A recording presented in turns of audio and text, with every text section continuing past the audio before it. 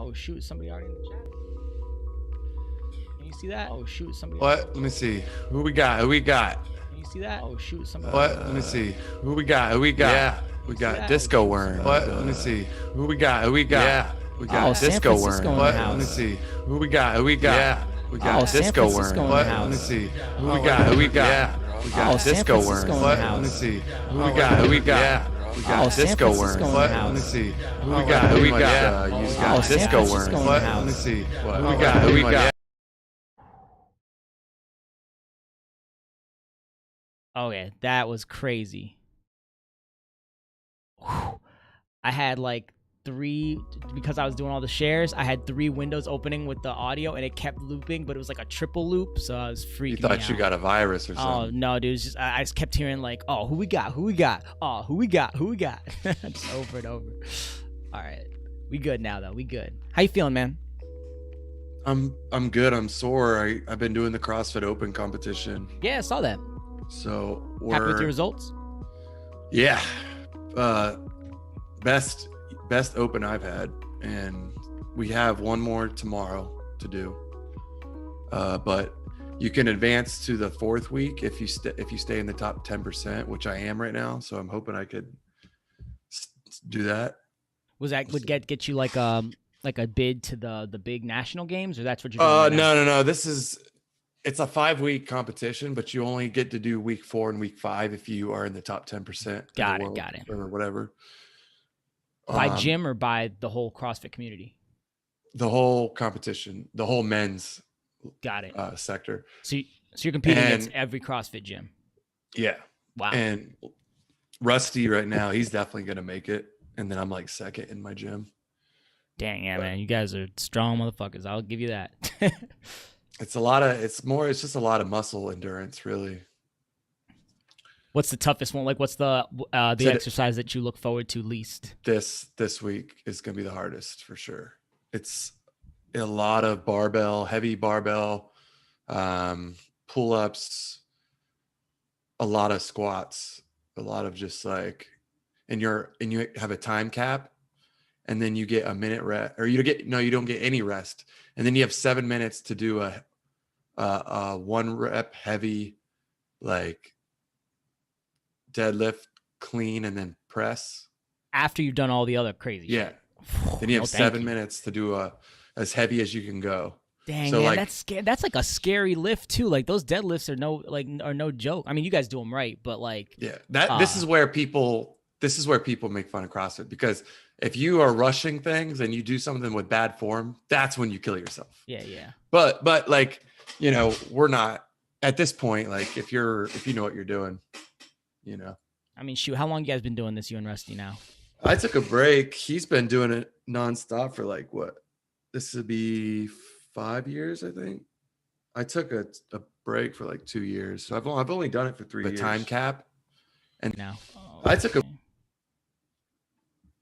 right, so that's muted. Let's see who we got in here. Let us know if you're in the chat. What's up, Leighton? I just saw Leighton recently at Dahlia. That was nice. Appreciate the support, man. That was a turn up. That was a birthday shit show. It was, man. All of us are kind of, well, I mean, not all of us, but some of us. I played Leave the World Behind edit for you. Yeah, you played that, and you played Tits on a Tricycle. Oh yeah, I did. I started early with that. Mm-hmm. That was by request to me. And that's honestly, like, my set was freestyled completely. And it was more because I knew what my friends wanted to hear and what I wanted to hear. Yep. And even though I was trying to like program the room, I was also like, it's packed. I'm going to play what I want. Like, yeah, man. It was at least, there's an exception. It was packed. All the tables were packed. Socially distanced, masks on, everything. Oof, man. I may or may not. I hope he's not watching. Lord JB's bachelor party's in Miami in like a month. Oh shit! And I may or may not have booked the ticket down to Miami. I'm a little nervous, man. It's everything I'm hearing out of there is pretty scary. I mean, he parties hard. Oh yeah. No, probably one of my favorite people to party with, just on a level of like, I'm the dude who's like we work out well because I'm like the dude who's like, all right, let's not go to jail, but he's like the dude's like, we got to turn up. But I'm like, we can't go to jail. But we got. That's like, I'm sure you're seeing all this shit come out of Miami right now too, where you're just like not even mentally prepared. No, man, it's gonna be wild. I mean, spring break should be over, so that'll make me feel a little bit better. Oh yeah. But yeah, man, we'll see what happens. Miami doesn't sleep, you know. No. It's just gonna be nice to hear those big sound systems, man, and like just house music with other people who like house music. You know, we had that a bit. Actually, we had a good, like, it was a great house crowd. I mean, maybe it was just our section, but I feel like everyone's really vibing to the house stuff. Oh yeah, I mean, we threw another house party the week after, like a bass house curated, and it was all locals, and it was just as busy. So that's a really good sign when you can throw an event like that and have it be busy. That's just a good sign for, like, you know, our industry right now in this recovery process, I feel like. But I saw that you know, JB's got a show coming up with Jay Wara. That's pretty huge. And I was actually, the night after I saw you, I went to Forum. My wedding actually happened to be right next to Forum, and popped over there. You know, it was same thing, you know, tables, mass, but just loud, great, just, you know, good to see everyone, dude. Like, I can't wait for the day, like maybe 2-3 months from now, where I get to stop saying like, oh man, I haven't seen you forever. It's like, I'm a little tired of that, because it's like, I know I haven't been out, but I'm looking forward to that. And just everyone played good sets. Govin played well. Nice. Who else played that I got to see? Why I can't think of his name right now. Special K, Aaron K. Wow. Special K is his logo. Special K. Oh, damn. Wait, isn't that like a cereal, bro? Yes. Oh my god, dude. It also may be a not so nice name for Special K. Anyway. Oh yeah. But yeah, sure. No, Aaron K. He uses the Special K logo in his thing, so that's what I was thinking of. But he threw down a dope set. I mean, me and JB. I haven't heard him play since like Social Room days. So good. But let's run the intro, man, and then we're just going to get to talking. Just us today. So, guys, thank you for rocking with us. Feel free to share. Feel free to let us know you're here in the comments. Like I said before, we got Leighton here, and we want to know who else is here. So here it is, running the intro. What's up, Kate? What's up, Disco Worm? San Francisco. We're actually, wait till you see some of these names we're booking, bro. Ooh, some house names. We getting some announcements? Yeah. Let's hear like, no way, bro. Oh, we can't? not until that contract's going. That's funny. You're like, wait till you hear these names. Okay. Well, I mean, you know, they're coming. And Bryson knows. What's up, Bryson? Just entered the building. Bryson, you knows, go ahead. He knows the names that we're about to lock in, too, because he's in the emails with Disco Donnie as well. So I'm really excited about what we got coming up. Yo, Bryson, do not forget you and Brandon Clayton, Brando, owe us a Thursday, man. We want you on here, just kind of as like a friend to DJs. I feel like throughout, you know, if you're a DJ in Columbus, like, you still know Bryson, you still know Brando, and like both of y'all have been like essential to dance floors at times. Brando bringing like the shuffles, Bryson, I know you got the shuffles too. You got the signature shuffle, but just, you know, providing security and all that stuff and all that, and big hugs, right? Security for his friends. I'm glad I'm one of them. Listen, hey, but what was I gonna say? Go ahead. I was gonna say Disco Donnie's Twitter's been kind of funny lately. He's like real. He's mad. Always like that. Yeah. Bad. He'll respond to you too. Oh, nice. Thank you for that, Bryson. Beautiful, Bryson. Thank you. A great way to start the podcast. Welcome, everybody. What we're going to talk about today is Club DJ Etiquette. And Corrupt, you and I have been talking about this for a while now. I think 2 years ago, maybe a year and a half ago, we had talked about putting together a skit, just like of all the shit that like DJs and club goers do that like annoy DJs. And that didn't pan out. But I think this is going to be a much better kind of format to talk about this. You know, we got the chat going so we can have some good stories from other people, but we just want to talk about, hey, like, how do you get booked as a club DJ? Once you get booked, you know, how do you prepare? What do you do once you show up? And then how do you get rebooked once you've played your set? So I don't know if you wanted to start us off with anything, man, but we can just kind of go into it. Yeah, I mean, there's just so much that we could cover with that. Like, I mean, we could start with the pros and the cons, like what you should and should do, and then what you shouldn't do. How do you want to do it? You want to do like the things that you should do, Yeah. Let's do it that way. So, oh man. Yeah, let's just start there, and then I want to go back to like how do you get booked. So we'll start in the middle, and then we'll go back to the beginning. But yeah, let's do it. Maybe 3 what you should do's and 3 what you shouldn't do's.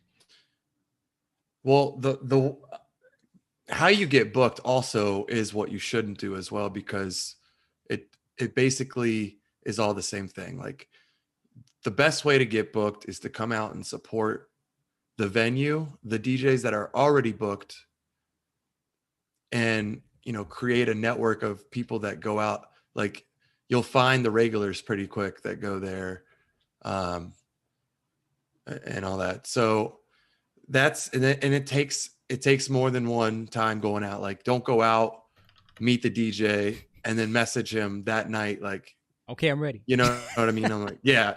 Like, so, and the biggest way to ruin all your chances of getting booked is to message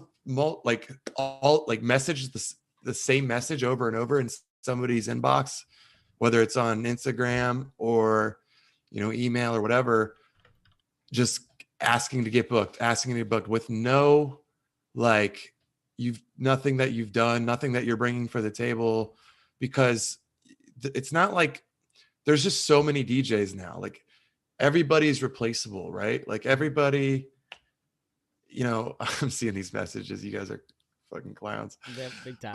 But no, what's up, Felix? You know, everybody wants to DJ in these spots. Like, there's not going to be a bar this year that is hurting to find a DJ, I feel like. You know what I mean? So you need to be proactive and get out there. I know DJs that I'm giving opportunities to that are lucky as shit. I'm not going to name any names, but that aren't coming out like on the weekends and supporting the places that I'm giving them gigs. Or, you know, and then there's a whole thing where, like, DJs just, maybe they don't have time, maybe they have a second job, but then they still want to get booked. Well, there's also ways to work around that too. Like, you know, being transparent with your schedule, but also like being like, is there anything I can do? Is there any shows I can promote even though I can't make it? You know, is there anything, like, if I got this, if you have a table, you know, it's somebody's birthday, send them our way. Right. Like, you know, and it's not even that we're like hurting for crowds right now, but it's still a good look, you know, even at any given time. So it's just like, if I know somebody that wants a good wedding DJ, I instantly would probably bring you up. You know, I don't know if they can afford you, but like, I'm gonna bring them up. I'll put them in the right spot. I'm sure I've given you many weddings, so many in the past. Yeah. So, but like, that's how you help each other. Like, you know, there's just other ways to do it too. And then as far as like when you get there, I feel like meeting a bunch of people, asking questions, but not being like too annoying. Don't make it seem like it's your first ever time, like, being there. You know, I really want to talk about the equipment thing. Yeah, definitely gonna hit because I think we could wait to go into that. Yeah. But yeah, take it from here. Like, what do you think? Like, somebody's first gig at a place. Like, what are you thinking? I mean, you nailed a lot of it. I was thinking, okay, so what I was thinking, you were talking about, let's get booked at Dahlia, right? So how do I do that? You already mentioned what I call the support strategy. That's where you're making yourself an asset to the nightclub.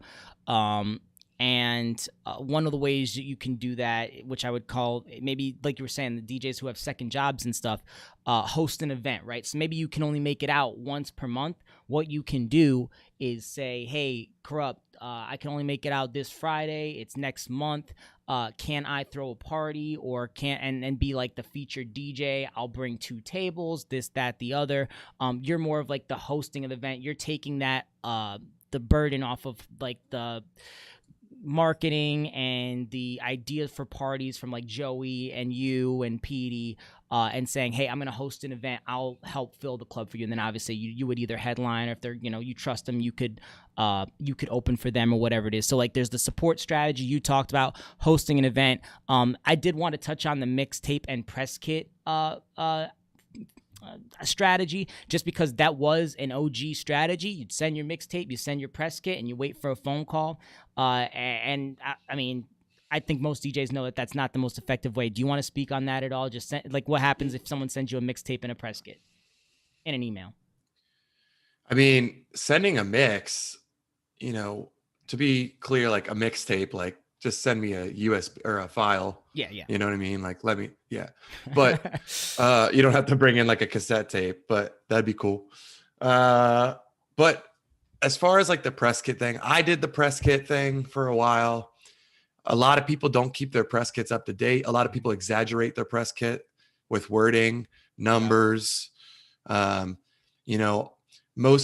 artists know that their press kit isn't going to be audited unless it's like a really high end opportunity. I can't tell you how many DJs have told me that they've played somewhere that they didn't play. Yeah. Like that's just, it's kind of sad, but I don't think a press kit is bad. It's not like it makes your opportunity worsen. Right. If it's a nice looking press kit, if it's one page, make it short and sweet. Tell me the things that you think I need to know. Like somebody once told me, like, I should be able to like go through an email like super quick. Like I'm not going to read an essay from somebody that I don't know. Like, and so, that's how I think a press kit should be. I mean, it will definitely help me ease my mind if you have a press kit and it instantly shows that you've played some places that I know, or that are reputable. Yeah, or like DJs you've worked with DJs that I know. So that would be great. But if you don't have a press kit, you don't have a resume, if you can show me how you mix, that will go the biggest way. If you can show me a 20-minute, it doesn't even have to be that long, 20-minute playlist, show me you know how to transition, that your track flow makes sense.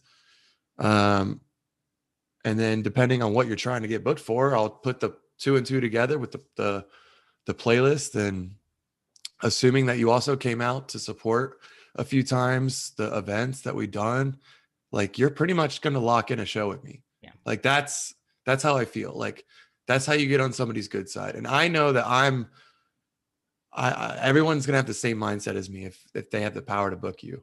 Like it's not like I'm hard to get a gig with, but at the same time, like we're not just going to let a beginner DJ come in and like, just, Bryson, I told you should have been DJing a long, long time ago, and James and I would have both helped you out. I think, no, Johnny Benz was teaching you how to DJ at one point, and then it was below you, if I remember correctly. But so we talked about, so I just wanted to touch on the mixtape and press kit strategy. Back in the day, you could literally just send those things and maybe get a call back. I feel like those days are gone. The mixtape and the press kit is more like the icing on the cake when you're talking about like, okay, hosting an event or the support strategy that you talked about earlier.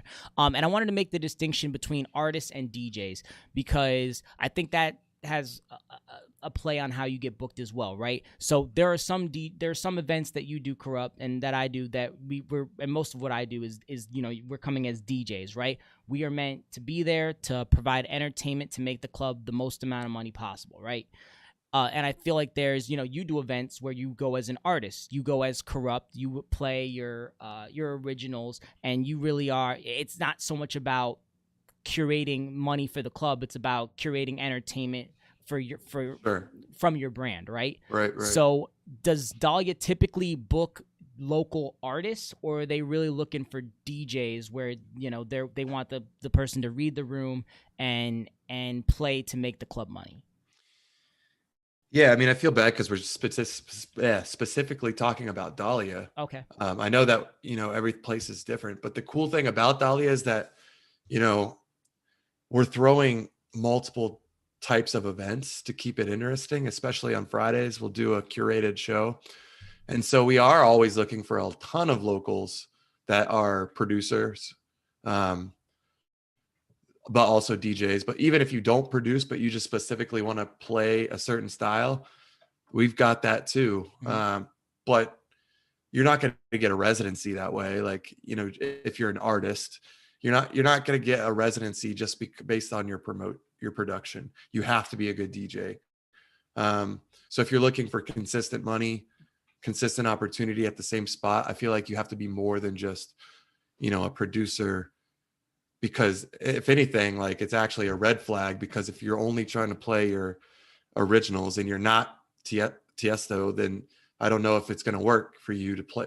You're not going to maintain a crowd, and sales won't generate. So that's, you know, the whole, like, my artist thing is on specific shows, like you said, I still try to mix a certain way that I would still mix in a show as well. You know, I still try to push the envelope with an open format set. You can still stay true to yourself and not play an original. That's what a lot of people don't understand, is like, you know, like, you're not a producer, but you have a style, and like, people know your style. And you know, you've played curated house sets and all that. So people just need to have a mindset of, like, you know, we talk about it all the time on this podcast, like, people being stingy about what they play. If your goal is to make a residency and make money, you're going to have to change that mindset. Or just know what you're going into ahead of time. Hey, you know, it's house night. Am I playing as an artist, or am I playing as a DJ? And that be the conversation that you have with the booker, with the club owner, whatever it is. And that kind of leads into the next step, right? All right, so, you know, you've gotten booked. Whether it's at, you know, Corrupt, you're more familiar with like the Las Vegas style nightclubs. I'm more kind of familiar with like the bar style nightclubs. And, you know, you're booked for the first time. How should you prepare? And, you know, it always starts with questions. What questions should you ask? So I wrote down a couple. How does the club like for their openers to play? We could probably do 2,000 episodes on opening DJ sets. I don't want to touch too much, but at least ask the question, how does the club like their openers to play? Because, you know, there's a million different views on that now. It's not what it once was, where it's like you're supposed to build the night. Some places want you to do that. If you go out in Vegas and try to build the night, they're going to be like, no, we want bangers, right? So are DJs allowed to drink? I wrote down who's allowed to be in the DJ booth. You want to talk about equipment, so I'll leave that last. Dress code, I think, is important. Maybe not so much in Columbus, but I think other places, like when you travel, Corrupt, I'm sure you're, you know, coming with the nice fit or whatever it is. You're looking nice, right? At least for most of these places, you know, San Diego, Florida, and maybe you could touch on that more. And then how the sound check works. Some places are going to want you to sound check. Others may not, right? Dahlia, I don't think has sound check very often unless you request it. So you wanted to talk about equipment, but is there anything that I talked about that you want to add to? I mean, so we're just going to go through all those subjects? No, not all the subjects. I was saying those are some of the things, like, hey, those are some of the questions you should ask. Do you want to elaborate on anything of that before we go on equipment? Yeah, I mean, you talked about, you know, when you're getting like a Vegas type gig or whatever, one cool thing to do is like hit up the DJs that, you know, have played there. Like, what's the style like? You know, is there anything you can give me? Obviously, have a shit ton of preparation with crates. Get there early, maybe if there's a DJ playing before you. And that was something I was thinking about today, just in general, like getting to shows early to gauge the room, because what you might have planned like all week for, once you get there and you see that you've got like this bachelorette party that you were not expecting, and they all got like cowgirl hats on. Yep. And there's 50 of them, and you're just like, and I tell you what, Petey, there is nothing Petey loves more than like a DJ that can pivot. Like, that's pretty much the only reason I still work for Petey, right? Because I'm not the best promoter, I know that. But Petey loves that whenever something comes in, I'm on top of it. Or that, you know, he can say, yo, for some reason, there's a Blue Jackets game. We got a bunch of 40-year-olds in here. Like, where's Mike at, you know? I feel like that's what Petey would say. But yeah, no. And then as far as like openers, it's changed over the years. It's still the same for certain electronic artists, as we've talked about before.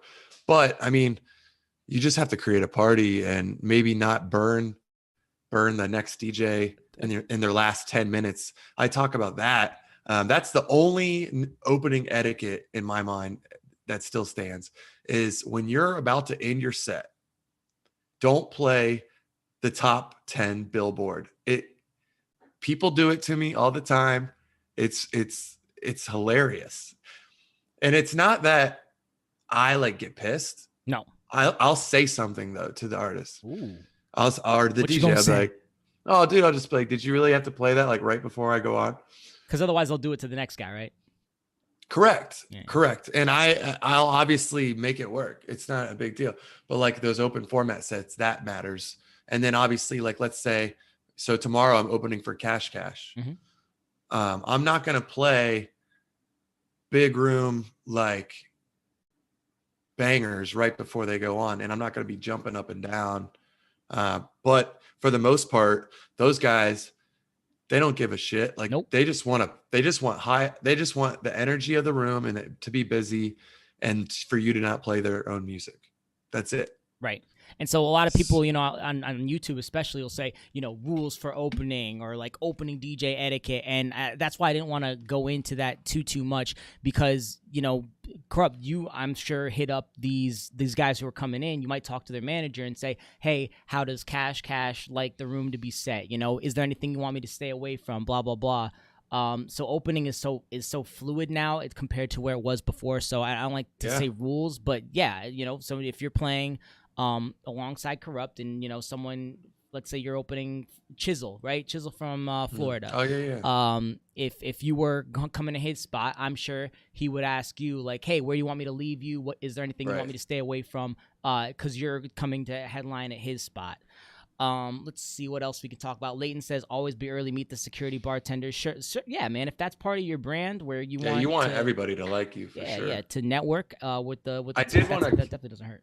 Touch on dress code because I don't think dress code is anything like it used to be. I don't think it's as popular as streetwear is now. Yeah. Like there's actually nice streetwear and like it looks presentable. And so, and people are allowed to wear hats, and this is actually happening in major clubs as well. Yes, it is. Unless it's like your bigger Vegas clubs, I'm sure in Miami too, they want. Hakkasan's gonna say whatever the fuck they want. Yeah, let's be honest. Yeah, they're not hurting, so they want everybody in button-ups and nice stuff like that. Those places are always going to do that. Yeah, but so you mentioned streetwear. Yeah, streetwear, but there's presentable streetwear and then there's non-presentable streetwear. So I don't want to like make the blanket statement like, wear wear it to the club. Like make sure, if you're wearing sneakers, make sure they're nice sneakers, make sure they're clean, all that stuff, like whatever it is. I'm not the fashion guru, you guys know this, so maybe I should stay away from dress code. When should you arrive? I think this differs, but do you have any general rules, Corrupt? I always say like an hour before. I don't say you should. I'll say I like to go at least an hour before. Usually I'm there as soon as the first DJ starts. That's the kind of person I am. But at least an hour before I play because I'm looking for songs that the previous DJ played that I don't want to repeat, and Correct. I want to understand the vibe of the room. Like I want to really see. That's just research, right? If I'm watching a DJ play a room for a half hour or for an hour, I'm going to get a really good idea for where he's leaving me and where I can take the crowd and leave the next guy or whatever it is. Anything you want to say on that as to when you're I think an hour is good. I mean, if you have a residency already and you're used to a certain night, 30 minutes, I would say is the like very, minimum. But an hour gets it all done. You just never know if there's a technical issue. You can set up everything. But yeah, that works. Cool. Next thing we talked about, I want to come back. We started doing the what should you do and what shouldn't you do. We can come back to that. But what should you be aware of ahead of time? And I said how to sound check. And I wanted to ask you, when you do Electric Forest, when you go to these outside venues outside of Columbus, is there a sound check and what does that typically look like? And is it different from venue to venue? Yeah, it's different from venue to venue. I mean, sound check is a weird word for what it actually is. Sure. Like they want to know that you actually brought the right shit and that you're going to be able to play and that there's signal when like they know what their sound system is like. And it's also for I guess depending on the DJ, they want to hear it. That's fine. But like not every place is going to have a sound check. If you're an opening DJ, yeah, because you're the first one in, might as well do it. But if you're like not the opening DJ, you come in, I don't know. Electronic shows, there's more of a sound check, bigger names. If you're opening for bigger names or you are the bigger name, I get it. But most of these clubs versus like festivals, like definitely I get it. But like clubs, I mean, like I rarely have a sound check that I'm a part of where something is found that like was a shock, sure, or like there was an issue. So I think it's more just like, oh, you want to go in and see the venue that you're playing at later, or like whatever, like that's cool. Make sure your flash drive works, basically, right? Yeah, make sure your stuff works. That I get it. Like USBs can crash all the time, or record box might have an issue. I get that. But other than that, like it's just really inconvenient to do a sound check. Sure. I mean, for everyone. Now when you're doing big shows, and I can speak on this a little bit, like, do you have a way that you sound check? Is it the same thing every time, or you just throw on some song that you've played a bunch of times and then, give the thumbs up to the sound guy, he gives a thumbs up back, and then boom, you're done? Yeah, like if I do a sound check, I just want to make sure, like, we're all using the same gear for the most part, like the standard, but like making sure the effects work. The microphone is a big one, like making sure the microphone works. Kind of seeing what the PA system is like, because I'm deaf, so I want to make sure I'm like it can blare in my ear. That's pretty much it. I would say so. I do like to sound check. I mean, obviously places I've played before, it's not a big deal, but I have a folder of songs that span the different genres, and I know exactly how they sound, and I know they're well produced. So they're produced by artists like Kanye, Porter Robinson, Deadmau5, guys who they pour all of their energy into sound. Kashmir comes to mind. Oh yeah. And so you have those songs, you play them out, and then me, Corrupt, because we've had talks about this, but I'm pushing every button on the players, making sure if you don't already, have a checklist for how you set your mixer up and how you set your players up. Know whether you play crossfader or non-crossfader, how you like, what effects you like it set on. There's not too many anymore, but just know how you like your mixer setup and go through that checklist. Run a couple songs, make sure they mix well. If there's a CDJ that's maybe a little sticky, that might happen. Now, what if you're bringing a controller? Because, I know it doesn't happen all the time, but there are times where people will bring in like a Serato SB or a record box controller. Is it more important to sound check if you're bringing in your own gear? Or should you stay away from that? So this is what I wanted to talk about. Okay. It's a big thing that I think a lot of DJs need to understand. A lot of newer DJs have a controller now, and that's fine. We talked about it on the podcast before. Absolutely. Stick to what we always say, stick to what you know, what you can be like the most, talented in your mind. That's fine. But if a club already has a setup, you need to learn that setup or find out if it's okay to bring your own thing before the show. And the difference is there's a standard, and it's the CDJs and the Pioneer 900. Okay. Everyone needs to learn that. Okay. No matter if you're going to use a controller or not, you need to figure out how to learn those, because they're in every club, and you're not always going to be allowed to plug in a controller. The difference is I don't use a controller, but I could play, me and Mike, you and I could play on any DJ controller that is put in front of us. 100%. Okay. We would not have any issue with anything. And the difference is a newer DJ has issues playing on the CDJs. And so that is going to be a thing for a long time.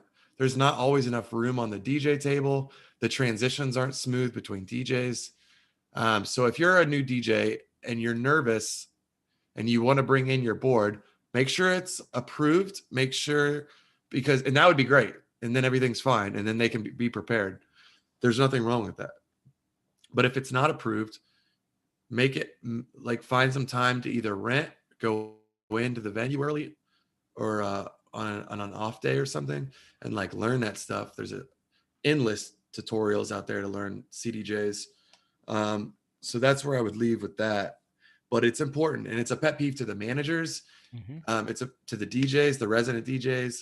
Like, then when you're done, you have to break down your controller, and the other DJs are trying to start their set, and then you got to where are you going to put the controller? Are you going to leave just because you're going to go to your car? Like, there's just a lot of things you have to consider before committing to using your controller at a club that already has a setup.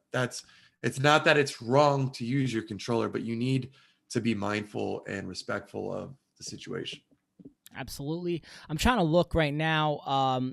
If let's say I was a DJ and I wanted to, if I say, hey, I just want to be a club DJ, that's what I want to do. And I'm looking right now, and it looks like if I was going to buy a controller, it would be the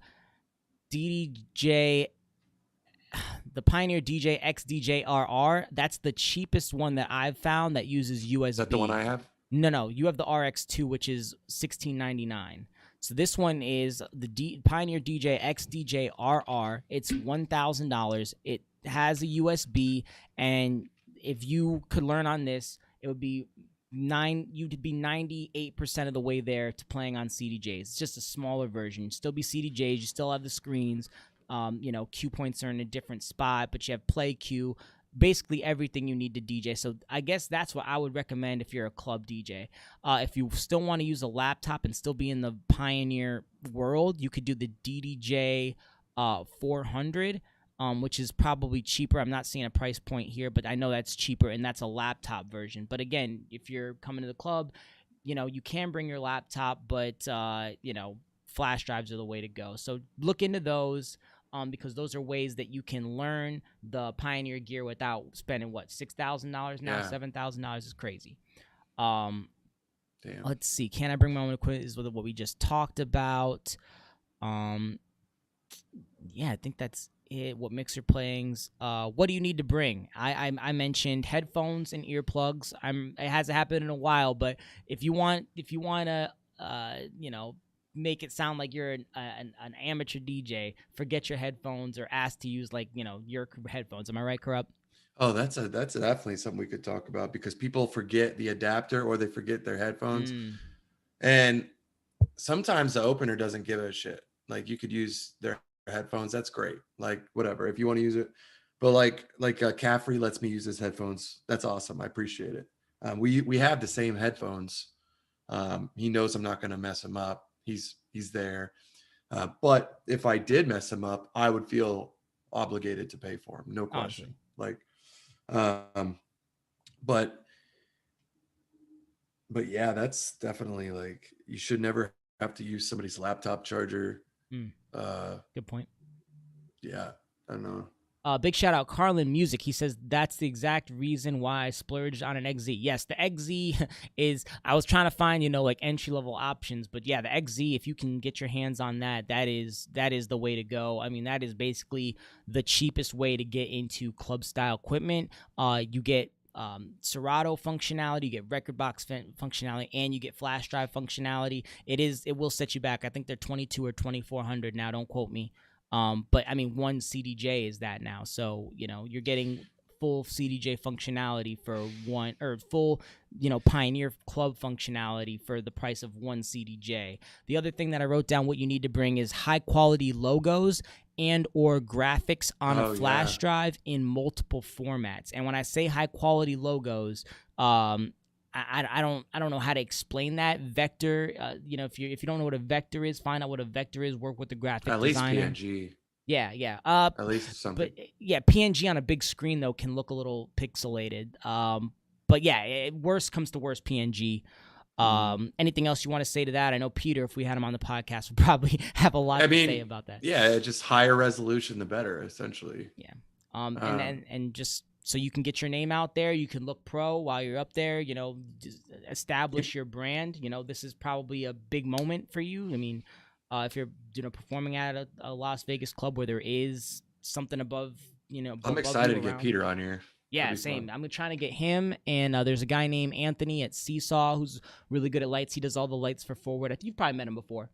I probably have. And then I was thinking about getting Carlos. That's not his name. Fuck. I'll remember his name later. But I have texts out to all these people. So if you know a light guy, let me know. Oh yeah. We got to get Rusty too. Oh god, we should just bring him on. Light guy. We should just bring him on anyway. You know, what'd be funny is, you know, that like Spencer, Rusty, and Joey all did my lights at one point. Absolutely. It'd be just funny just to get him on and like ask him who the better light guy was. I know my answer, but I'm not gonna hurt any feelings today. Oh shit, do you? Oh yeah. Oh, it's not even a contest, man. I mean, just an hour. I'll say it this way, so you know the answer. Just in hours alone, like hours log as Corrupt's light guy. That's who, you know, Jay was also my light guy at Sway. I did not know that. But he admittedly said he had no idea what he was doing. Like he would black out, and it would be hilarious because like PD would come up to me like, "Oh, you're killing the lights." He would literally just be pressing buttons. Just like this one looks good. It's one of the fun. It's so funny. What else says? So I had this little section called DJ to DJ. So this is like, you know, when you're a DJ in the club, what should you do when you're talking about other DJs? Big shout out Joe Zona. Oh yeah, Zona did lights. Zona, you've been in here a while, bro. I think you should have said something. We talked about the equipment thing, Joe. He actually was one of the ones that wanted me to bring that up. The equipment so when he was managing, and we would have these locals come in with their controllers, and like that. Not only that, by the way, but when you plug into the house mixer with one of those controllers with a old RCA, it sounds like ass. Yep. And that's something to keep in mind too, is like, since we're not used to that, we don't know what you're going to sound like, and then that's a whole nother headache. But that's an end rant. No, it's all good. Don't worry, Zona. We got it on YouTube for you. You can watch it as soon as it's over, my man. Let's see. So DJ to DJ is what we're talking about. What are some things that you hate that DJs do at the club when you're DJing? Oh my God. If I'm playing a track that I know that it's one of my edits or it's something, and they come all the way, maybe if they came from the dance floor or they're still from behind me, and they lean over my shoulder to try to cop my shit, and they take a picture of it. Ooh. Listen, okay, here's the thing. I don't care if you want the track. That's a compliment. Right, that's a compliment. Because it's a compliment. But when you just straight up come over to my screen to try to find the remix that I play, it's hilarious, bro. And it's just how many times a year does that happen? Please tell me it's like one or two. It happens to me every weekend with I'm not going to say any names. Yeah, but man, it's okay. So let's talk about, you know, we want to be productive on listen, it doesn't bother me, right? It's something that like you shouldn't do, right? But like just ask you, right? You're cool enough, dude. I mean, really, you should ask any DJ, unless you're cool, like really cool, like if Serge, if he was at Fireproof and I'm sitting there eating dinner and it was like something just I had to, he would just laugh if I came up and like, you know what I mean? Like if you came up, yeah, exactly, because you could just ask him. Exactly. Yeah. And like I never had like, and he actually always plays fire, and sometimes I just won't go up to him. And look, people, if you want to do it discreetly, put your auto Shazam on, and if your auto Shazam doesn't pick it up, sorry, buddy. No, have a nice man. day. Why would you do it discreetly? So here's how I look at it. We've had this conversation numerous times. Here's how I look at it. DJs are meant to share music with the world. Krupp, if you write music, right? If someone plays your song, you would want anyone who heard that song who liked it to be able to find it, whether it's Shazam, whether it's asking the DJ, probably not looking over their shoulder with a picture, probably not that way, but you want them to share your music, right? So we're in the business of sharing music. That is said. So Why are you doing it discreetly, man? If JB knows this, Govan knows this. If you're playing something I like, I got the phone with the Shazam pointed at the DJ, letting you know, yo, this is not just otherwise that. I'm just gonna run up there and tell you, hey, this song was dope. What is it? You know? If you're asking for like a remix or an edit that I made or that I just found, like we build email lists, right? Mm-hmm. And we do this all the time. We send out music all the time, edit packs. Like that is a compliment. Yeah. And so we want you to have these tracks. It's not like I don't want you to. Now here's where it gets interesting though. Like let's say it's an edit that I made, mm-hmm. and my opener wants it. Oh, okay. And it's like it's something that he know, like that would be a red flag. Like he knows that I just made that edit a week ago. You know what I mean? Like, and you play at the same place as I do every week. Like, come on, bro. I guess at that point you just have to like tell him, all right, you can have it, but like don't play this here until if I'm playing with you, or just until 2022. Like you can play wherever else you want, but I got until nobody wants to hear it anymore. Right. Until no one wants to hear anymore. Like I got this is my thing. So hopefully you have a good enough relationship with the person at that spot, and you can always say if you don't trust that person, you have every right to say no. You made that edit, right? But let's see what else I wanted to talk about here. I said, we're talking about what DJs do that you hate. Yeah, let me hear it. Unless you're the homie, like don't talk to me while I'm DJing. If you're a DJ, if you're a random club goer, I get it. Like you don't know the rules, but I'm saying it now. Like the more I'm able to get in my zone and connect with the crowd, the better job I'm able to do. Like I'll talk to you after. I'm hanging out. I'm here before. I'm there after. Like if you're a DJ, I don't want to talk to you while I'm DJing unless you're like giving me a pound. Like that's how I feel. That's it. Whether it's a DJ, a friend, a girl, a random club goer, and they come up to you and they're just like, "How you been? Haven't seen you in a while." And you're literally DJing. You're not about to have that conversation. No. You're just gonna say, "I'm good," and then, and then they're like, what have you been up to? This working. Well, I've actually started getting in. I just stopped the music. I've been getting into stocks. I'm back to doing CrossFit. I just watched Game of Thrones again. It was really good. I just got HBO Max. You should definitely. Like we're not gonna like. Everyone's just looking at you. Random club goer, they can get away with that. But if you're a DJ, I feel like you should know, and I'm saying it now. So all 9 of you people watching, you guys know, like just wait till after this. I promise I'll talk to you. You guys know I'm the most available person. You can talk about it in the chat. Speaking of the chat, Connor says, can't aim, says stay out of Mike's bubble, and you are absolutely right, Connor. Oh my God, the chat is blowing up. What just happened? I just got like 1 million messages all of a sudden. I just scrolled back. That's why. Anything else that you hate that DJs do? We can talk about some things that you like that DJs do. I would say sometimes like the microphone isn't for everyone. Ooh. Okay. Hey, you can just call me out. You can say it, James. No, you have great microphone presence. Okay, but look. And I think the real person at fault is the people that are not telling the person that they're bad on the mic. And like certain people can fix their mic presence, but some people just don't have the voice for it, or they are like you can tell they have like that nervous voice, or they don't know how to do the microphone levels, or they're like yelling when they don't need to be. Like there's so many different things that like can ruin like the vibe. Like why don't you just let the song play? Or just ask the DJ. Just best thing you could do, ask the DJ, because hopefully they're confident in themselves to if they trust you they'll say yes, if they don't trust you they'll say no. And then if you're a DJ and you're not sure but you're too nice to say no, just have your hand on that mic. And I'm guilty of that. Like I'm too nice sometimes. Mm-hmm. And I don't tell. I know that you're very good at like being critical to people in a good positive way. Like you want to be like, look, I liked your set, but here's where I heard you met. Like just talking about my birthday set. Like you were listening and you heard mistakes, But, I didn't hear mistakes, to be honest with you. Well, let's just say that you heard some weird, interesting transitions. Okay. Yeah, sure. Maybe. And the mistake was the bottle to the face. But you heard it.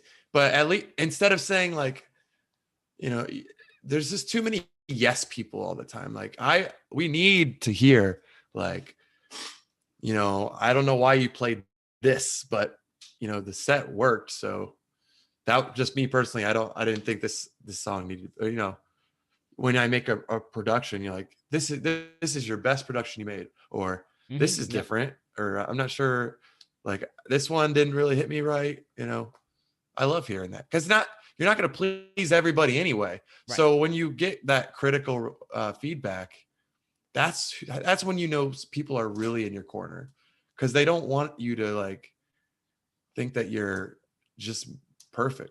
Now, there are certain people that maybe they're not in your circle, and you just say you did a good job because you don't know them like that to tell them they did a bad job. Sure. That's a real thing. Like, I know a lot of DJs that I will say that they did a good job where they probably did an okay job, but like they came to me looking for that you killed it. Like that they wanted that from me. So I'm going to give it to them. Like I'm guilty of that. I know they can't handle the truth. Is that what you're saying, James? They can't handle the truth. It's not that. It's that I'm not capable of like giving it to him all the time, unless I'm having like a one-on-one conversation outside of the club with that person. I really like that. I can be honest and like more critical and like in detail. But if we're talking over the loud music and stuff and like, how was my set or whatever, like it kind of goes with the whole thing, like talking to somebody when they're DJing. Like I can't have that kind of conversation in detail, like right after your set. Right. Like I get it. You're high on life because you just ended your set. Like if tomorrow I open for Cash and I get done and the first person that talks to me is like, that set was actually pretty shitty. Like I'm gonna be like, you know what I mean?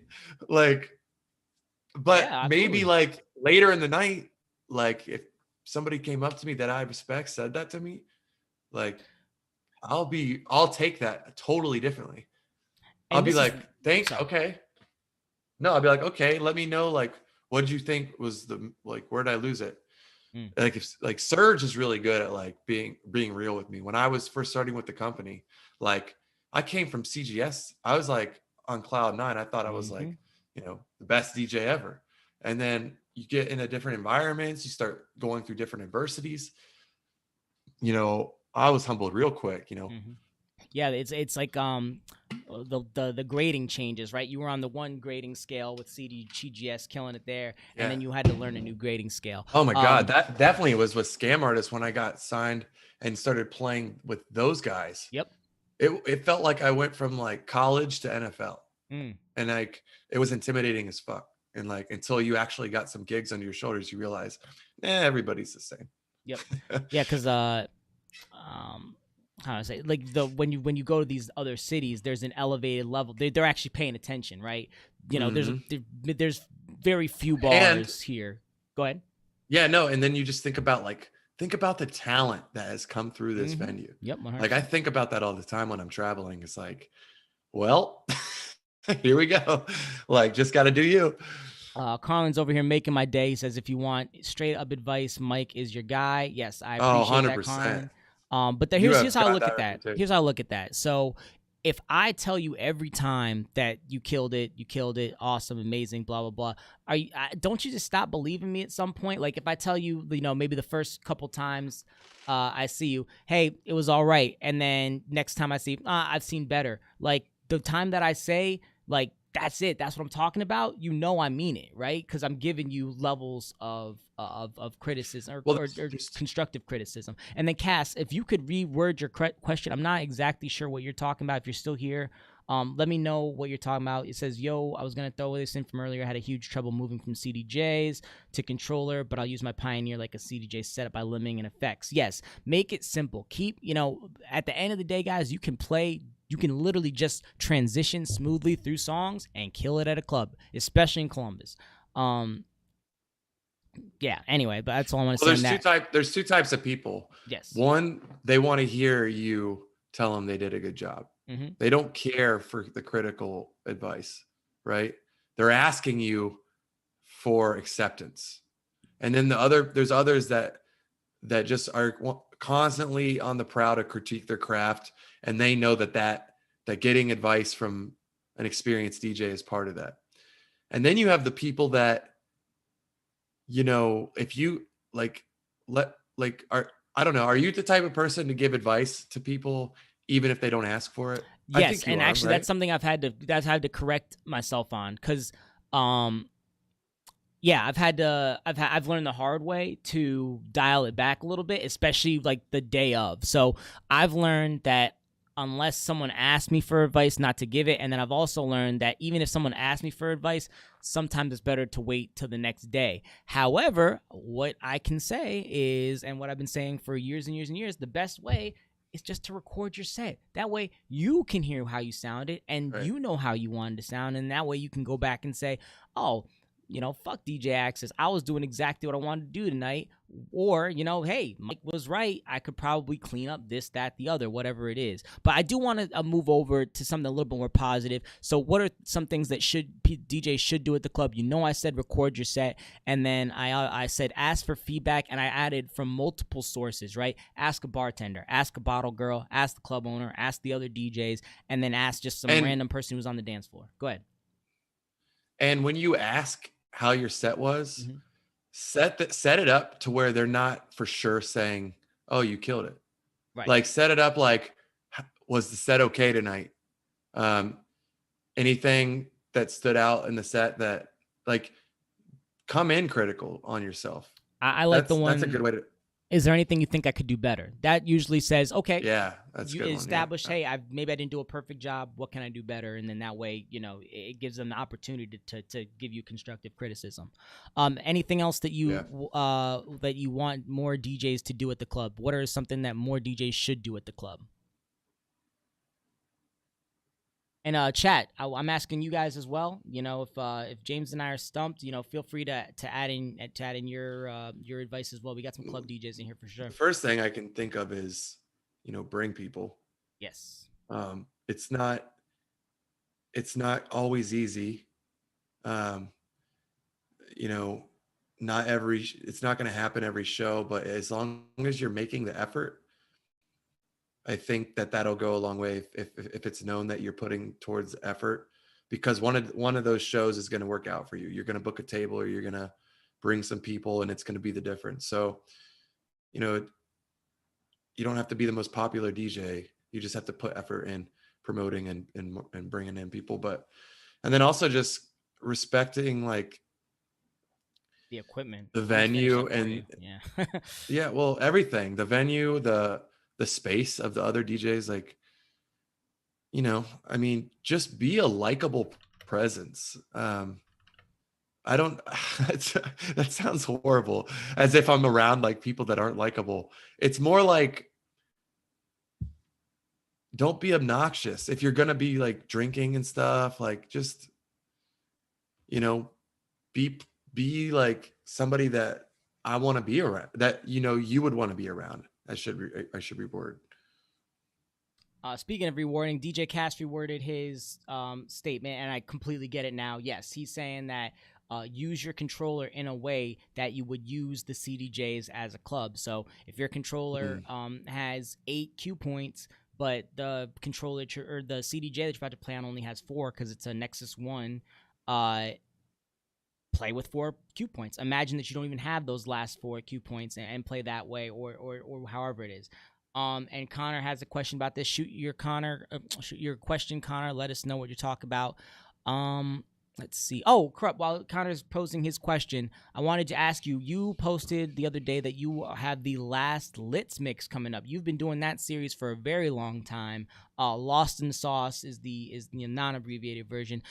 Maybe just talk about the history of Lost in the Sauce, if you could, and maybe if you can give us a preview of what's coming next, or if there's something coming next. Yeah. So, I mean, Lost in the Sauce was almost 5 years. I know it was at least 4, but it was my monthly mix series. I've done monthly mix series before that, but they were just very like not official. And it was really cool to see the instant, like they essentially went viral. Like I was posting them to playlists, and it was just more content for SoundCloud. A lot of people weren't doing monthly mixes, or a lot of people were having issues on how to get their mixes on SoundCloud, but I knew, so I took advantage of that. Not one Lost in the Sauce was taken down from SoundCloud. That's impressive. Yeah. So, the guests added a new element to it. I forget what episode, but I did just group all the Lost in the Sauce episodes. They're all done. The last one was the last one. But you can go to the top link on my SoundCloud now, and it just says Lost in the Sauce mixes, and all 50 of them go down and down a list. 50, man, that's awesome. So yeah, so that was great. It's been amazing, and like it did a lot for me. It's crazy too, because like wherever I go, people will tell me what their favorite episode was, and I'll like have to go back and listen to what I played. But it's super cool, and a lot of people use it for the gym, especially.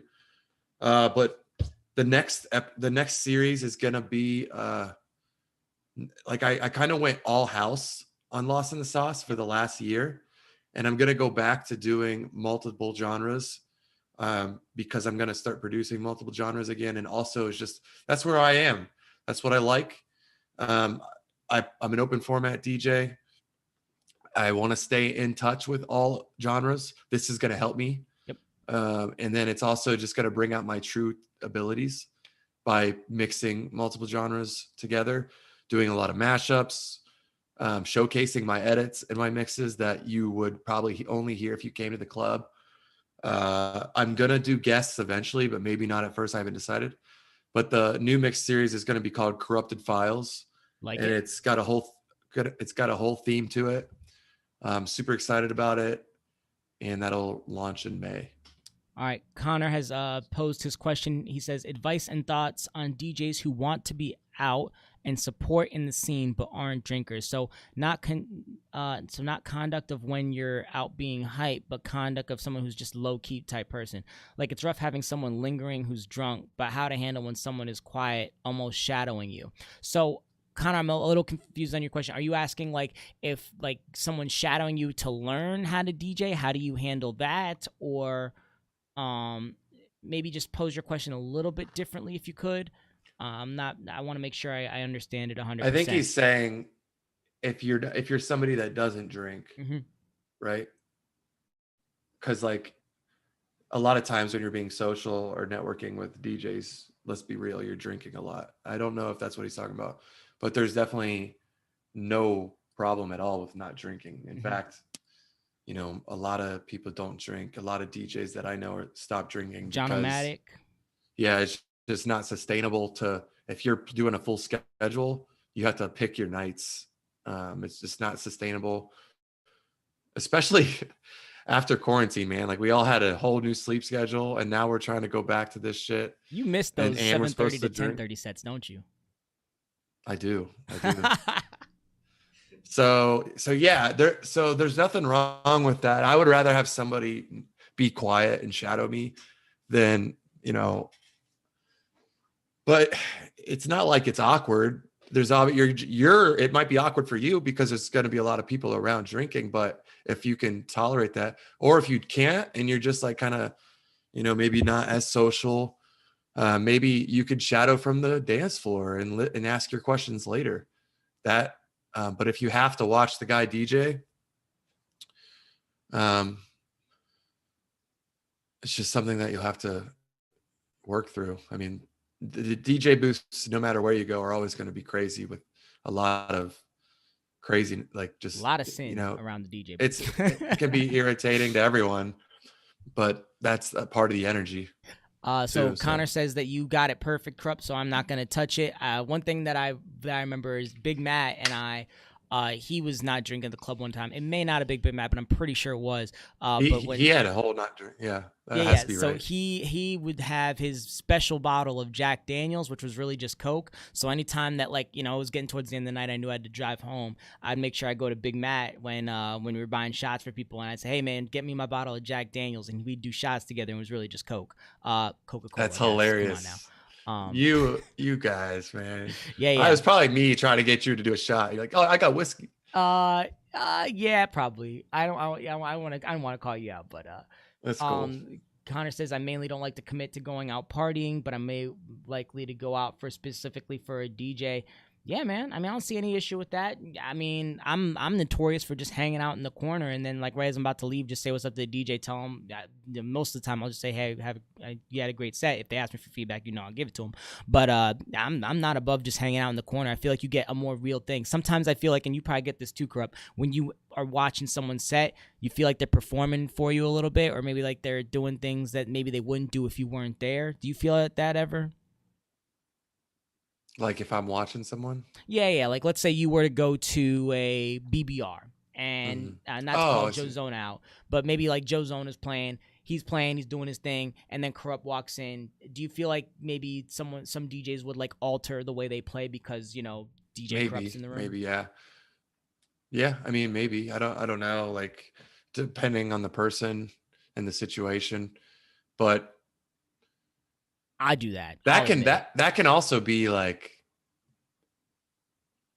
I don't know, like if you and Serge were both standing behind me while I was playing, depending on what it was, I would be like, get away from me. Yeah. Because it would be like, I'd be like, first of all, what the fuck are you guys doing? Stealing your songs? But it would also make me, I would be like, well, I'm not going to train wreck now. Yeah, that's what I mean. Yeah, that's what I mean. Like. So I like to kick it in the corner, maybe wait 20, 30 minutes, get a vibe, and then say what's up. So here's the truth. So, Caffrey's a new DJ. Sure. And he's learning, what's great about him is he's moldable, and he's asking questions. A lot of questions. And he listens and he learns from them. And so when I get there, he gets a little nervous, but I always go up to him and I'm like, dude, just do your thing, man. Relax. Like you got this. Like you're killing it already. Like I see it. The crowd's moving. Yep. And I got to hear Caffrey on your birthday for the first time in maybe like a year, maybe like 13, 14 months. And I would definitely say nominated for most improved. I don't think there's any question of that. Does he win? I think there's a question of that, but I would definitely say most improved would go to Caffrey. We might have to have an episode of like DJ awards. No, people get so bad, but dude, can you imagine? They would get so mad, but it would be fun. It would be funny. And honestly, like, I don't know. I don't think DJ awards, but you could make it like, not like best DJ in the city or anything like that. Just make it funny, like most likely to, mess up the equipment. Like, most likely to black out, most likely to we should definitely do Columbus DJ Podcast Awards. Ooh, actually, chat, we got a bunch of you guys in here today. Thank you for being here. One thing we wanted to do, and I didn't even tell Corrupt about this, but we had talked with Kimbro Plays last week, and we talked about merch. So if you haven't checked out that episode and you're thinking about merch, check that out. And I was thinking we need Columbus DJ Podcast merch. So Connor, I know you're a designer. I know we have some other designers / DJs. We're just gonna have a contest, and James, you and I can talk about like how much we're gonna pay for this. But we want a Columbus DJ Podcast shirt. On the front, it would probably just have at Columbus DJ Podcast, like on the pocket, and then you guys could design what goes on the back. So what would be good, funny, just relatable to all Columbus DJs that could go on the back of the shirt that maybe we could use as merch for the podcast, and we'll throw you some kind of reward money. Whatever. Maybe you get a guest DJ set of die on. Who knows? Whatever you guys want. But I do want to throw that out there. And if you could, let your designer / DJ friends know. I do think we want to use a DJ for this. Just, DJs had a rough year. We want to, put the money in that place. But we are going to have that as like a merch idea contest. Is it's not a contest, but like we're just looking for ideas for a Columbus DJ Podcast shirt. And I'll probably bring that up the next few episodes. Corrupt, what you been listening to, man? I think we're gonna say the same thing. A lot. Ooh. I mean, so I'm getting ready for Gala Park, so just a lot of up-to-date pop and house blends. Obviously, like the new Drake. Yep, that's what I was gonna talk about. I got like literally everything you can imagine. I got a Riot 10 show coming up, so I've been listening to a lot of dubstep and trap. My remix I'm making is that, and I'm trying to get what's that. next Drake remix? Yeah. Hey, Corrupt, plug your email list, please, so that they can get it. Oh yeah. So what is my email list? It's on my website, corruptmusic.com. It's the first thing at the top. If you want to subscribe and be the first to get that remix, I'll be sending it out days before through the email list. And for those of you who are not on that list, Corrupt's last 2 Drake edits have done extremely well for me. I've used them in a YouTube video for a big show, and then, anytime I'm doing like high energy sets, those things always kill. I think you did God's Plan, and then Sicko Mode. Yes, thank you. That's awesome. I didn't know that you put those in there. That's awesome. I text you usually when I play them. Maybe not those, but at least your originals. What else did we want to talk about? I think this is so far is my favorite for sure. This the EP? Of the Drake ones I've done. Yeah. Oh, this one that you're making. Yeah. That's Gotcha. I wasn't sure if you're talking about the album. Did you listen to the Bieber album? I listened to Peaches. Is that one of the tracks? Maybe. And then there was another one. I listened to an up-tempo one that I played at Fireproof. Forget the name. I think I don't know about album, but I know it's 2 new songs that came on my music sites. They're not bad. I don't have a problem with Bieber. No. I think now that he's like wifed up, he's like gonna be better. Maybe we'll see. See, I liked single Bieber, to be honest with you. I've been a big Bieber fan since the beginning. I thought he's been putting out hits for me for a long ass time. Even through his like little Lamborghini bad kid phase, I was a fan. Okay. But this album feels more like the Justin Timberlake album after he got wifed up, and it is what it is. It seems like an album that would have came out on Valentine's Day. So take that for what it is. But I thought it was good. It was a great album. For me, Bieber does a nice job. I don't want to do tips for listeners. I don't know why that's in there. I think we talked about enough tips today, but I do want to talk about 614 releases. We got some new ones on my end. Please, guys, check out my new YouTube video. It goes over. I've been working with the NCAA this week, Tuesday, Wednesday, and then tomorrow, Friday. And I put out a quick vlog just on tips if you're ever working big, large corporate events. Oh, you were? That's awesome. Yeah. It was cool, man. I had sweet. It was women's division 2. So it's arena. It was at Columbus Convention Center, and the games are competitive, cool. Man. All the games minus 2 of them. There's been 6 games. Yes, 6 games, and all but 2 of them have been competitive. So that was exciting. And like I said, video I think outlines some 5 really good tips if you're ever working events like that or working for big, high-profile clients. So if you're looking to get that type of money, check out that video. Corrupt, what are you putting out before I go to our Spotify? Hold on, I just messed up my screen. All right. What is happening? Okay.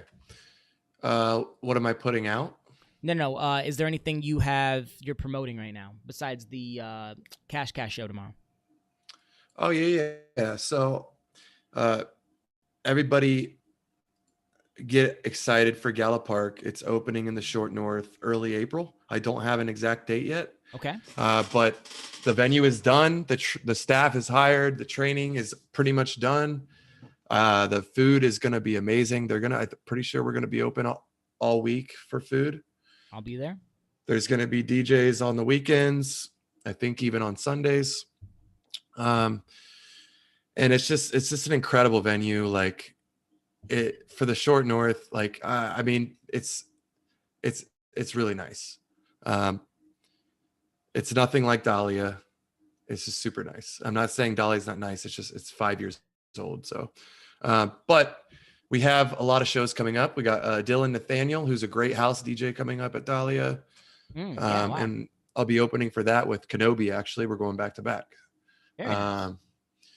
Riot 10's coming up quick. Oh, I'm going to Ooby Dooby. I didn't tell you that. Texas. Man, that's is that Texas? Texas, end of April. So yeah, I'm just excited to go to a show and like I'm not playing, but just kick it with Disco Donnie. Kate's going, Spencer, Joey. It's gonna be a good time. Man, I cannot wait for the podcast after that. I just want to hear what's going on down there. I want you to document everything that's happening in Texas right now. I'm actually only going to one of the days. It's like 2 days. Okay. I don't need 2 days. Plus, I'm not trying to like take off too much work, but yeah, it's fair. I'm excited, man. The lineup's great. A lot of house. I'll definitely we can talk about it. But yeah, there's just a lot of shows coming up at Dahlia. If you haven't been in there, it's pretty much back to the vibes of the first year we were open, and that's because of how many people are going out now. It's amazing. It's it's interesting because everyone's been in quarantine for so long. Like you can just tell like everyone's just not going to take a night for granted again. No, not at least that's not for a while. Yeah. It'll be interesting to see if they ever do that curfew extension. That will just ruin everything about our schedule. We need some time. You know how ready I was when they announced that. I'm dialing that back. I'm not ready for that till at least 2022.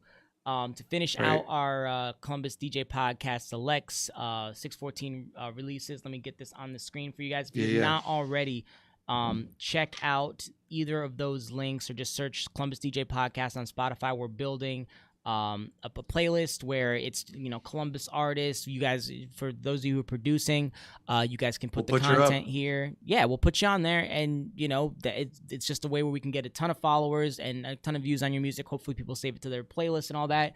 We had Govin releasing a FWB. I'm assuming that means Friends with Benefits. He released that on the 9th is when I put it in here. Avanti, who we had on the podcast in November. Oh, nice. He's in New York, but big friend of Columbus. I think he's actually coming back here soon. Still Can't Let You Go, in my opinion, his best song yet. Super poppy with an electronic vibe. Very happy with him. And then Discognition had his first remix of another non-necessarily Columbus guy, but it is a Columbus guy. Phoenix Discognition remix, and that dude is killing it. That was his first release of 2021, but I know labels are eating up his stuff almost as fast as Entel, and I know Entel's going to be having... I feel like Entel did release something. He released Eyes in February, but he might have had a release since then. I'm going to check on that. But just, guys, follow that playlist. I'm going to stay on top of the Columbus producers. If you're a Columbus producer that's in here, let me know, let James know, and we'll get it in there for you, especially if you've been a guest of the show. We're putting a priority on that. Is that it? I think so, man. Wow, what an episode, man. I wasn't expecting us to go this long. This is great. I know, I didn't either. We conquered that shit. Guys, thank you so much for watching. We'll let you know the next Thursday we're doing this. Corrupt in my schedule is filling up pretty quickly here, so it may be more sporadic, but we're not stopping.